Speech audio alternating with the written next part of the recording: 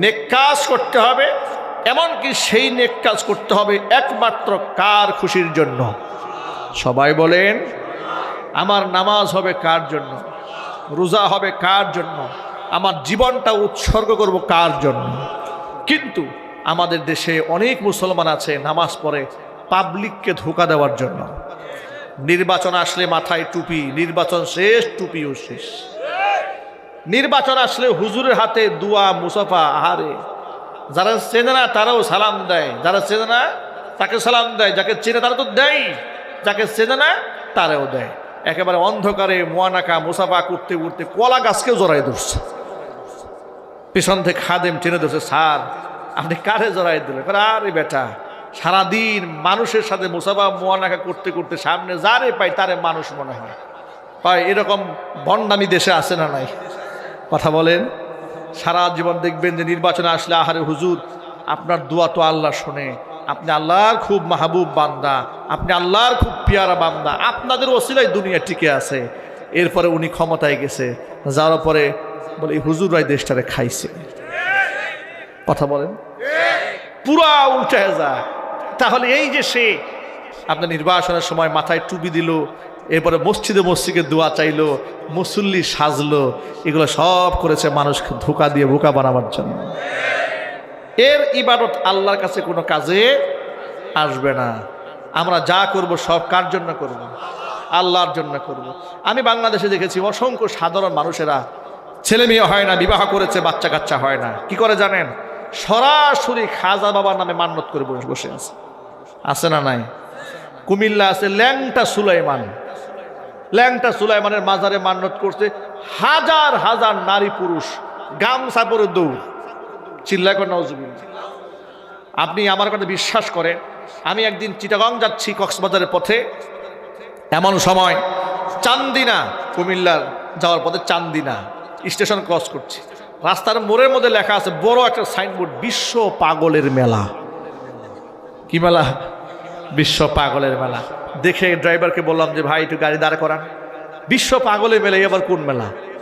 এরপরে এলাকার একজনকে ডাক দিলাম যে ভাই বিশ্ব পাগলের মেলা কি জিনিস? বলে হুজুর আর বলবেন না, যত গাঁজাখুর আছে গোটা দেশের গাঞ্জুট্টি বাহিনী যা আছে সবগুলো এখানে জমা হয়।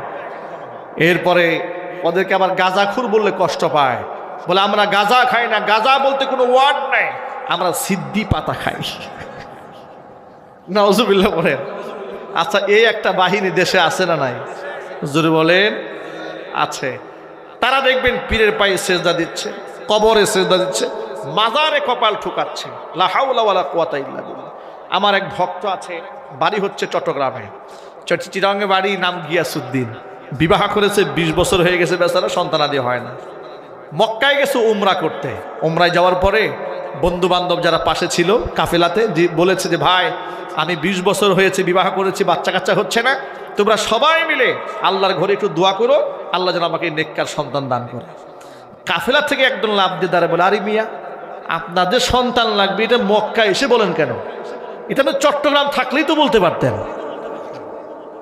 ওখানেই তো মামলা ডিসমিস হয়ে যাইতো। চিৎকার দিয়ে এখন নাউজুবিল্লাহ, এটা মক্কা এসে বললেন কেন? মামলা তো চট্টগ্রামে আমরা শেষ করতে পারতাম, বাবার কাছে যাবেন একদম ফয়সালা হয়ে যাবে। ঘিন্নার সাথে কর নাউজুবিল্লাহ। আমি বললাম তো আপনি কি জবাবটা দিলেন? তখন সে বলল যে হুজুর আমি বলেছি তোর মতো লোকের দোয়ার আমার দরকার নাই। ঠিক কিনা বলেন?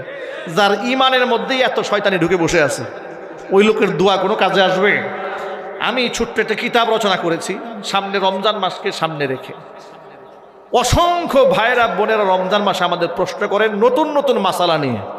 রমজান মাসে হুজুর জিজ্ঞেস করে যে রমজান মাসে রোজা রেখে ইনজেকশন দেওয়া যাবে কিনা, অথবা স্যালাইন পুশ করা যাবে কিনা, কাউকে ব্লাড দেওয়া যাবে কিনা, কারো কাছ থেকে দেহ থেকে ব্লাড নেওয়া যাবে কিনা, জানার দরকার আছে না নাই?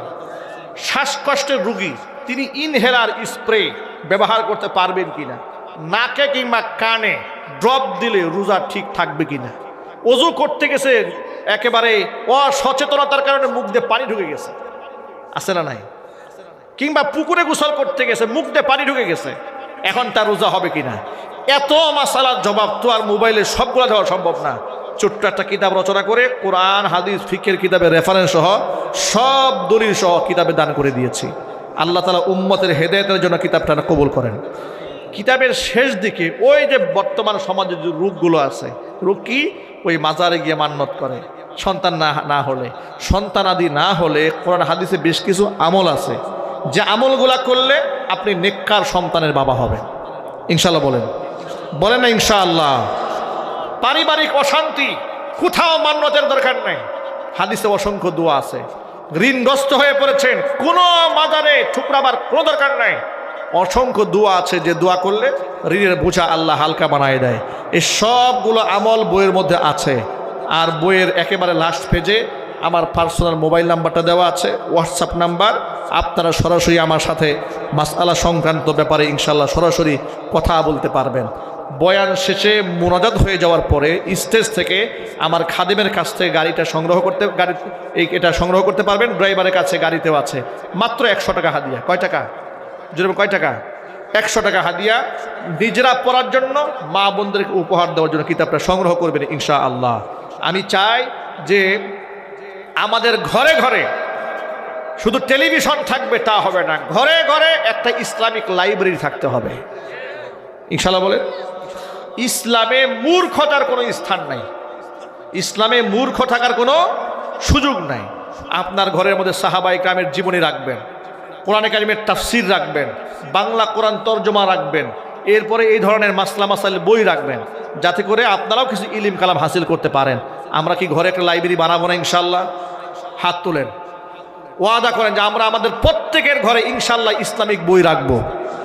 বলেন ইনশাআল্লাহ। আল্লাহ যেন কবুল করেন, জোরে কোন আমিন। আল্লাহ পাক যেন মঞ্জুর করেন, চিৎকার দিয়ে এখন আমিন। হাত নামান। যুবকেরা, শিরিক মুক্ত ঈমান, বেদাত মুক্ত আমল করব, আর যা করব সব রবের সন্তুষ্টি কল্পে করব ইনশাআল্লাহ। আল্লাহ রাব্বুল আলামিন আমাদের সকলকে কবুল করেন, মঞ্জুর করেন। সকলে বলেন আমিন।